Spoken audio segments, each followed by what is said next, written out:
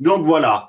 Donc, afin de démontrer que les améliorations étaient bien réelles, hein, puisque voilà, les chercheurs, ils sont toujours là à vouloir prouver, hein, et c'est très bien d'un côté, hein, puisque croire les gens sur parole, non.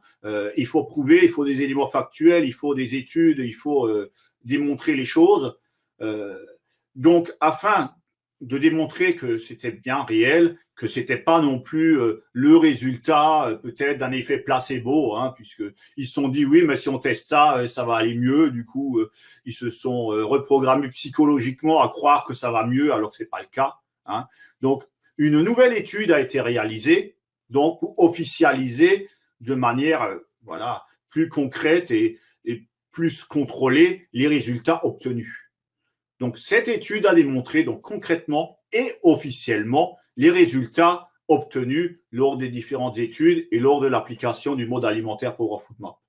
Donc, pour valider officiellement si les personnes comprenaient bien le pourquoi, le comment de ce mode alimentaire, si elles arrivaient donc à l'appliquer assez facilement, si c'était effectivement à portée de tous, et s'il soulageait véritablement les symptômes donc des maladies inflammatoires inflammatoires chroniques des intestins. Donc, comme je vous l'ai dit, la maladie de Crohn fait partie. Hein.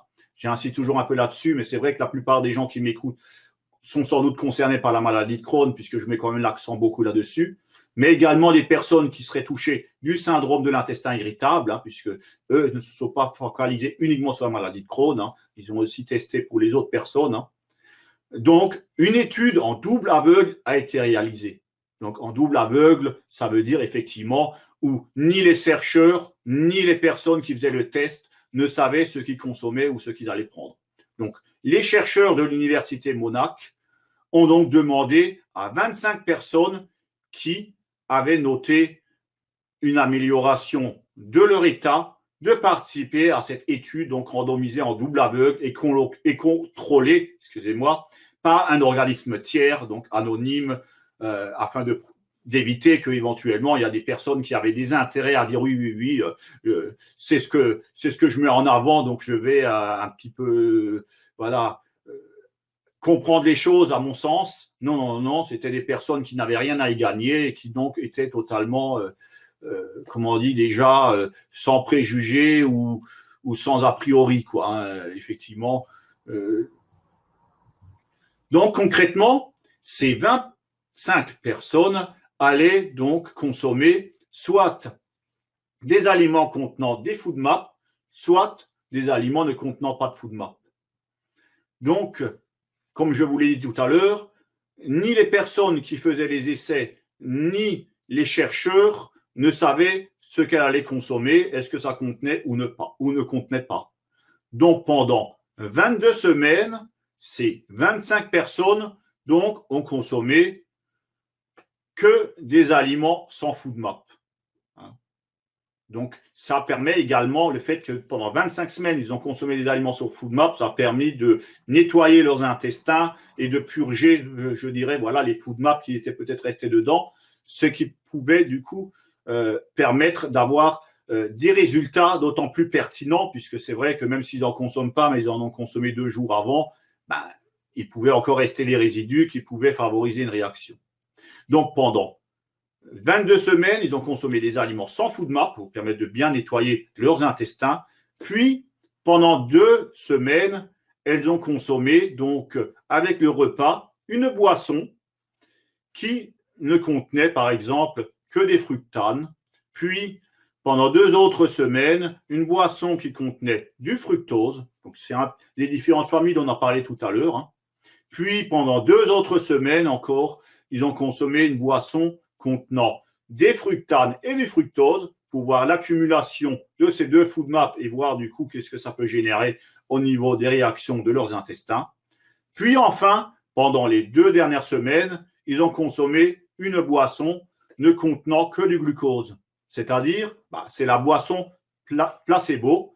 Donc, effectivement, la majorité des individus absorbent le glucose sans aucun problème. Le glucose n'est pas en soi un FoodMap.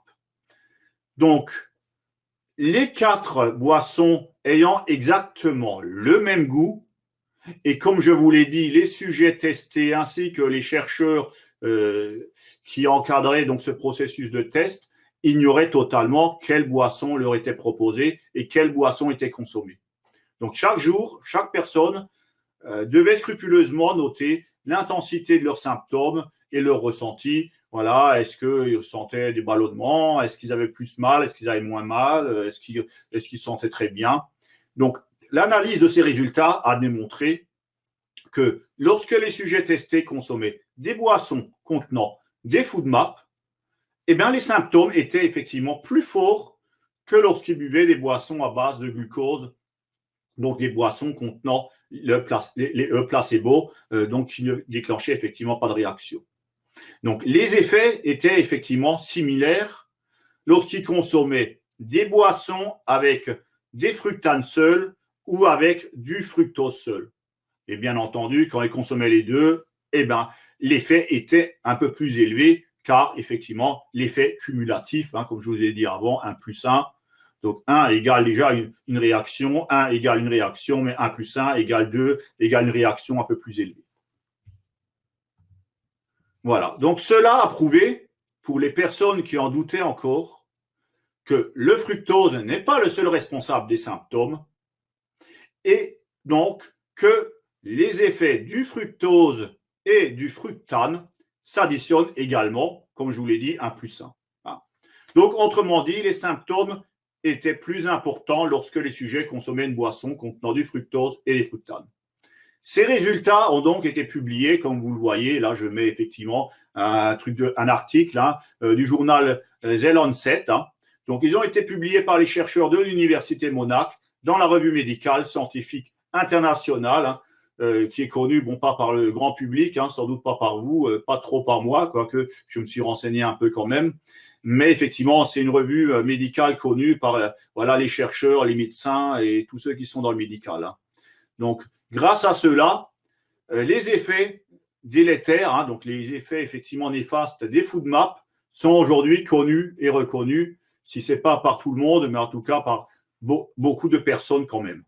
Ces études ont donc démontré que le mode alimentaire pauvre en FoodMaps a des effets positifs chez la majorité des personnes qui sont touchées par le syndrome de l'intestin irritable, mais également par les personnes atteintes d'une maladie inflammatoire chronique des intestins, telles que la maladie de Crohn, ou même la colite, la rectocolite ulcéreuse ou colite ulcéreuse, ça dépend comment on le dit, qui est effectivement une cousine de la maladie de Crohn, ne réagit pas tout à fait au même endroit au niveau des intestins, mais c'est une maladie effectivement très proche de la maladie de Crohn.